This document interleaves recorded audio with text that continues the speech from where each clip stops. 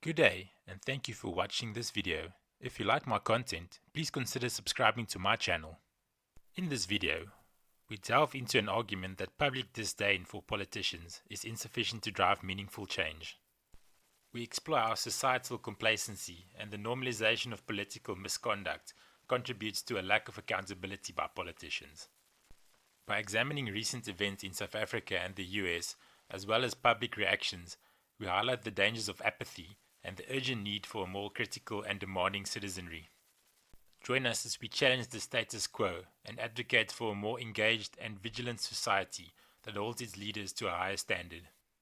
Chapter 1: The Government of National Unity and Local Politics. I followed the last election quite closely, only because it seemed like the ANC might not get a majority. I was quite pleased that the ANC lost so much support, because they deserved to be removed from power. Unfortunately, they still had the most support and had to work with the smaller parties to form the Government of National Unity, or the GNU. Whilst forming the GNU, it was very apparent that politicians are just the lowest forms of trash. Maybe I'm just a naive guy, but I actually thought that things might change in South Africa. It's really funny how most of the parties declared we will never work with the ANC. Yet when coalition talks started, most of the parties that got a decent number of votes declared that they will have conversations with the ANC. Most of these parties differ a lot from the ANC ideologically, but when they got a sniff of power, they jumped. They will probably all claim that it was for the greater good of the people that they joined the GNU. I bet Umfriki and Tani Gerda from Kroonstad are quite upset that their party decided to sell out and work with the communists. I find it quite interesting that the DA didn't fight harder for better cabinet positions or more positions that actually have an impact.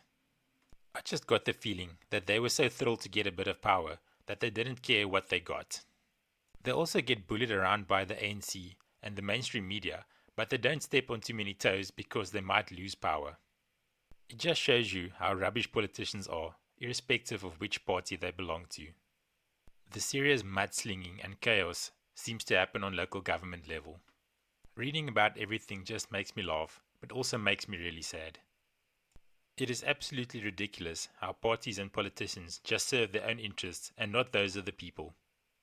Our country is in dire need of basic service delivery, but that always gets put on the back burner.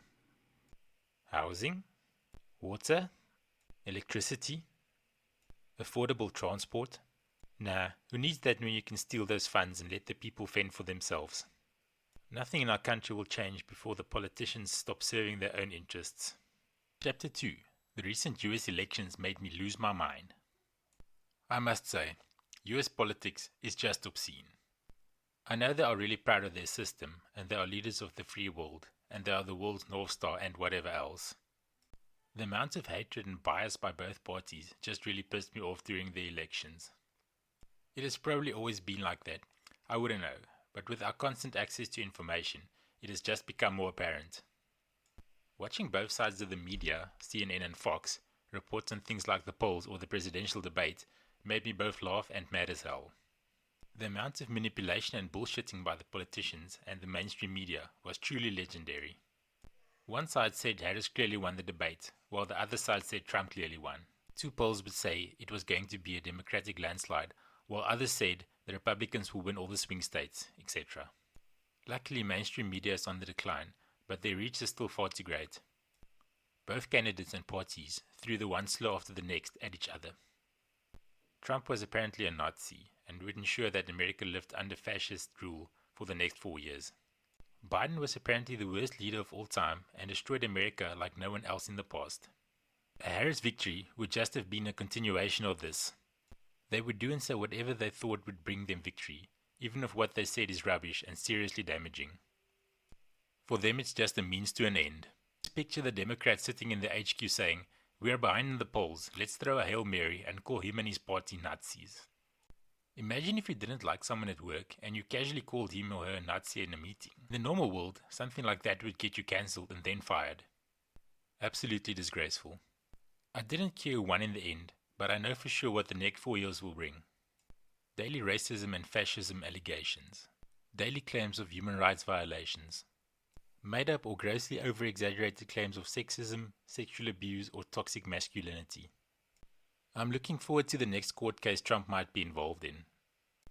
I hope it's a good one, like Trump is secretly the mastermind behind the entire Zama Zama operation in Mpumalanga, and the illegally mined gold is stashed underneath Jacob Zuma's fire pool. Chapter 3. To end off my rant. There are lots of jobs, such as recruiters and real estate agents, who will be replaced by AI soon. Politicians will unfortunately be around for a while still. It feels that people enjoy the theatre of it. Malema singing Kill the Boer because some white dude didn't give a black guy a booty roll. They like it when Trump lambasts the Democrats for flooding the country with illegal aliens that steal our jobs. They like it when Trump says something transphobic and will change America into a fascist state. For the love of God, don't give these people an audience or attention, because they thrive on their attention and exposure. Politicians that actually give a damn are few and far between. They want power, money, and influence. Their personal agendas come first, and all their election promises go out the window. Seriously, do the people really think they will all get free water and electricity? Did people really think Trump would have built a wall to keep the Mexicans out? Come on, people, please. Sometimes I feel we would be better off under a dictatorship or a monarchy.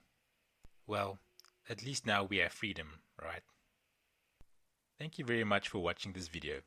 If you like this video and you like my content, please consider subscribing to my channel. Until next time, goodbye.